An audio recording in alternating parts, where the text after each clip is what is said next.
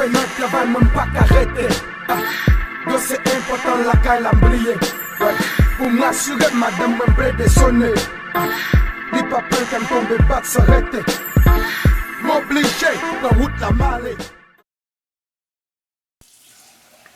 Jésus c'est tout bagaille pour moi. Who's this? Oh, who is this? Who is this?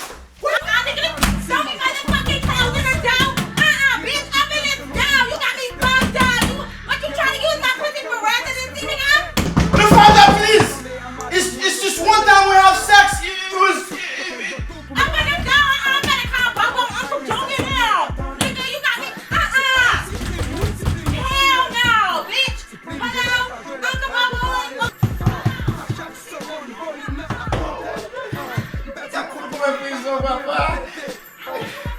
No, mother. You're not going to take me. Mwen bare li kap trompe, mwen gane li, atipi mi ap trompe. Mwen bare li kap trompe, mwen gane li, atipi mi ap trompe.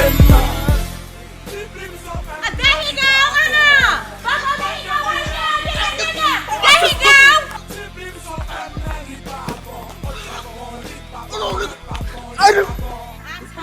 nigga. Bobo was gonna get you. We ain't got Uncle D. Fè a pa bon, trete li de tout moun disron vagabon. Tout sa yo tout apon ke fè yon aksyon. Ki sak di, fòm krasè ti plim. Lòt ki di, mwen pa dwe nan fè krim.